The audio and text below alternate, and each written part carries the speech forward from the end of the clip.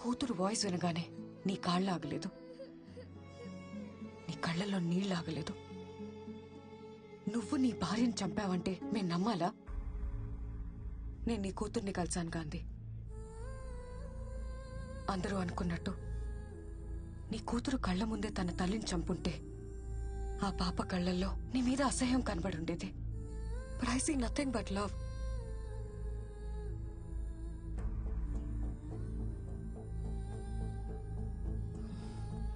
నేను థీసిస్ కోసమే నిన్ను అప్రోచ్ అయ్యాను, కానీ నీ కూతుర్ని కలిసాక తన కోసం ఏదైనా చేయాలనిపించింది.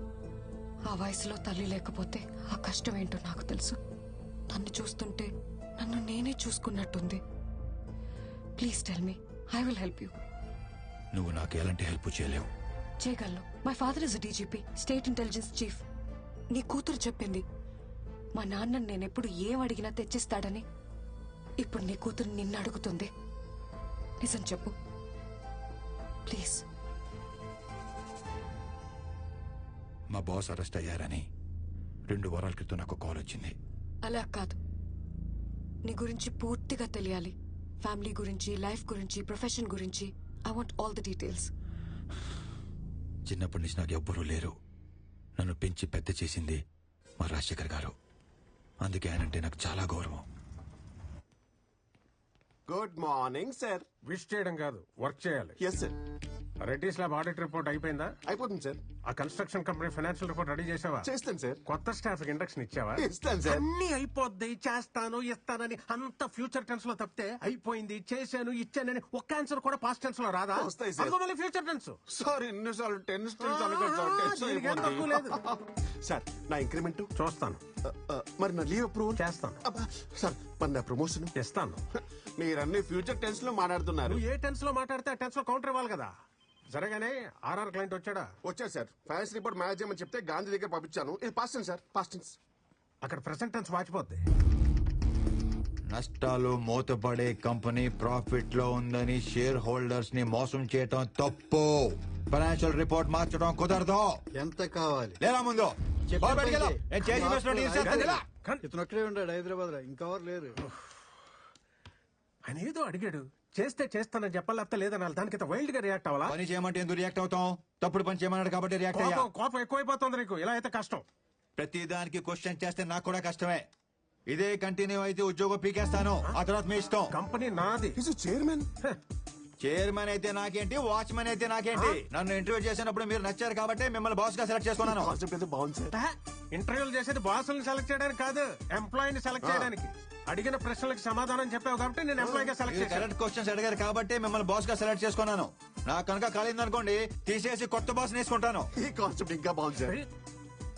కొత్త బాస్ ని సెలెక్ట్ చేసుకుంటా. కొత్త బాస్ ని నీ సంగతి తర్వాత చెప్తాను. గాంధీ ఏంటే కొత్తగా 10 మంది ఎంప్లాయీస్ వచ్చారు. మీతో చిన్న ఫార్మల్ ఆయన ఏదో చెప్తాను చేస్తానని వెళ్ళిపోయాడు కదా. రేపటి దాకా కంపెనీలో ఉంటానో లేదో తెలీదు. ఆ ఇండక్షన్ ప్రోగ్రామ్ ఏదో నువ్వే చూసుకో. నువ్వే రేపు పోయేవాడికి వాళ్ళు వచ్చిన వాళ్ళని కలవటం అవసరమా? తినరా తిను. ఖాళీగా తిరుగుతున్నోడికి జాబ్ ఇచ్చి జనరల్ మేనేజర్ చేశాను కదా. కొత్త బాస్ అని తెచ్చుకుంటా. కొత్త బాస్ ని. ఇలా అయితే కష్టం, కంపెనీకి నష్టం అని 10 మందిలో తిడితే ఎలా ఉంటుంది నాకు?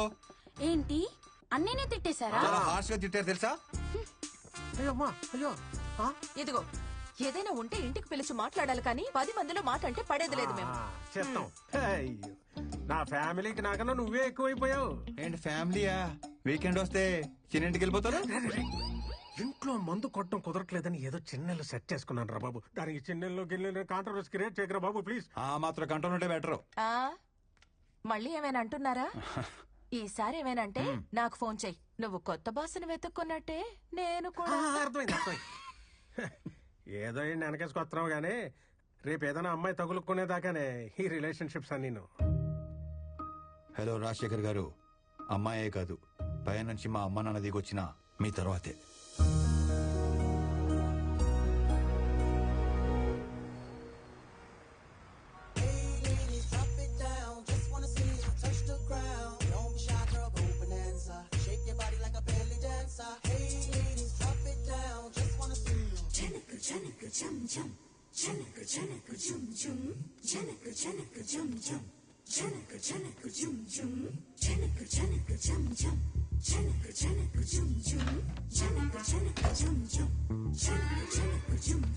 జాగ్రత్త బాయ్. ఏంటి అసలు ఒంటి మీద కండ లేకుండా వచ్చేస్తారు బరువు తీయడానికి. నువ్వేంటి ఆగిపోయావు? అసలే ముడతాను టైం లేదు. పద పద, నువ్వు పదవే.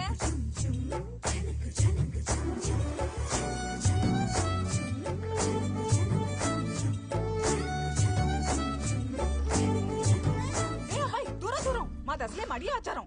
ఎప్పుడు స్నానం చేసావో ఏంటో. మొన్న చేశాను. చిచ్చి, మొన్న అంటున్నాడు, విన్నావా? ఏంటి ఊరుకునేది?